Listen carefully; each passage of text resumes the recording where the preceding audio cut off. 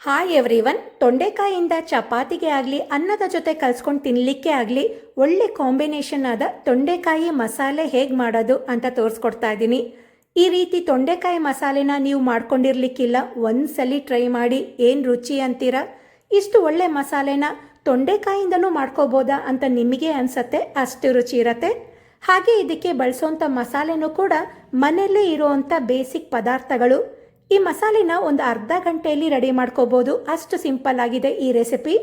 ಈ ವಿಡಿಯೋನ ನೋಡಿದ ಮೇಲೆ ನಿಮಗೆ ಗೊತ್ತಾಗತ್ತೆ ಎಷ್ಟು ಸಿಂಪಲ್ಲಾಗಿ ಈ ತೊಂಡೆಕಾಯಿ ಮಸಾಲೆನ ಮಾಡ್ಕೋಬೋದು ಅಂತ.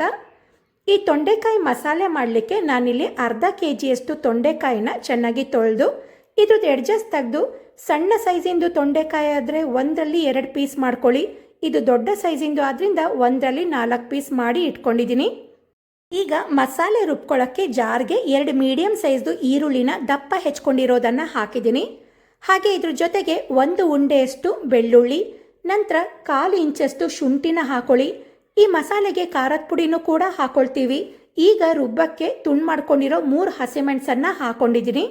ನಂತರ 1/4 ಕಟ್ಟಷ್ಟು ಕೊತ್ತಂಬರಿ ಸೊಪ್ಪನ್ನು ಹಾಕಿ ರುಬ್ಕೋಬೇಕು. ರುಬ್ಬಿದಾಗ ಈರುಳ್ಳಿ ನೀರು ಬಿಟ್ಕೊಳ್ಳೋದ್ರಿಂದ ನೀರನ್ನು ಹಾಕೊಳ್ಳೋ ಅವಶ್ಯಕತೆ ಇಲ್ಲ.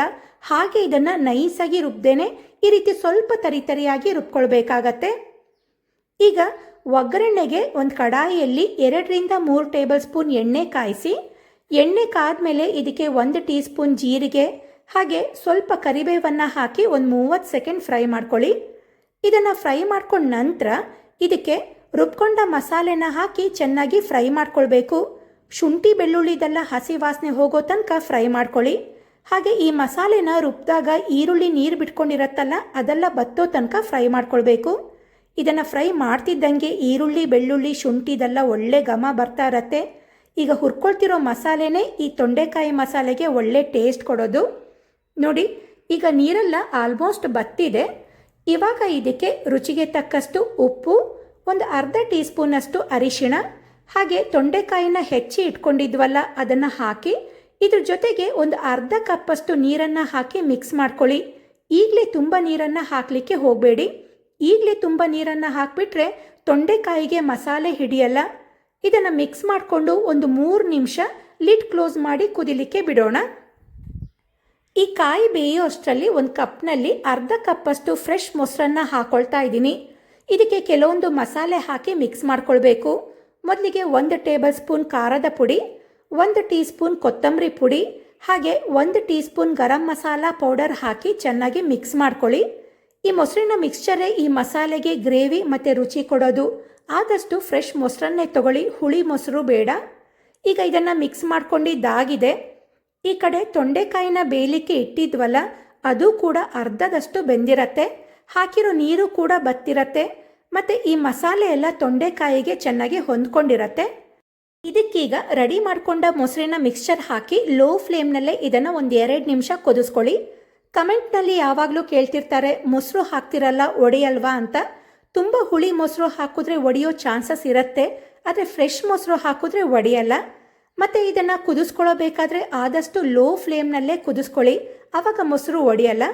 ಒಂದು 2 ನಿಮಿಷ ಇದನ್ನು ಕುದಿಸ್ಕೊಂಡ ನಂತರ ತೊಂಡೆಕಾಯಿ ಬೇಯೋದಕ್ಕೆ ಬೇಕಾದಷ್ಟು ನೀರನ್ನು ಹಾಕಿ ಇದನ್ನು ಮಿಕ್ಸ್ ಮಾಡಿ ಕುದಿಸ್ಕೊಳ್ಬೇಕು. ಆಲ್ರೆಡಿ ತೊಂಡೆಕಾಯಿ ಅರ್ಧದಷ್ಟು ಬೆಂದಿದೆ. ಈಗ ಪೂರ್ತಿ ಬೇಯೋ ತನಕ ಲಿಡ್ ಕ್ಲೋಸ್ ಮಾಡಿ ಕುದಿಸ್ಕೊಳ್ಳೋಣ. ಈಗ ತೊಂಡೆಕಾಯಿ ಮಸಾಲೆ ಆಲ್ಮೋಸ್ಟ್ ರೆಡಿಯಾಗಿದೆ. ಕೊನೆಯದಾಗಿ ಇದಕ್ಕೆ 1 ಟೀ ಸ್ಪೂನ್ ಕಸೂರಿ ಮೇಥಿ ಹಾಗೆ ಹೆಚ್ಕೊಂಡ ಕೊತ್ತಂಬರಿ ಸೊಪ್ಪನ್ನು ಹಾಕಿ ಚೆನ್ನಾಗಿ ಮಿಕ್ಸ್ ಮಾಡಿ 1 ನಿಮಿಷ ಕುದಿಸ್ಕೊಳ್ಳಿ. ಯೂಶ್ವಲ್ ಆಗಿ ಪಲ್ಯಗಳಿಗೆ ಈರುಳ್ಳಿ ಹೆಚ್ಚಿ ಹಾಕೊಳ್ತೀವಿ, ಆದರೆ ಈ ರೀತಿ ಈರುಳ್ಳಿನ ರುಬ್ಬಿ ಹಾಕಿ ಗ್ರೇವಿನೂ ಬರುತ್ತೆ, ಜೊತೆಗೆ ರುಚಿನೂ ಕೂಡ ಡಿಫ್ರೆಂಟಾಗಿರುತ್ತೆ. ಇದನ್ನು ನೋಡಿದ್ರೇ ಗೊತ್ತಾಗತ್ತೆ ಎಷ್ಟು ಚೆನ್ನಾಗಿ ಬಂದಿದೆ ಅಂತ. ಟೇಸ್ಟ್ ಕೂಡ ಅಷ್ಟೇ ಚೆನ್ನಾಗಿರತ್ತೆ, ಖಂಡಿತ ಟ್ರೈ ಮಾಡಿ. ಈಗ ಡಿಫ್ರೆಂಟ್ ಟೇಸ್ಟ್ ಇರೋ ತೊಂಡೆಕಾಯಿ ಮಸಾಲೆ ರೆಡಿಯಾಗಿದೆ.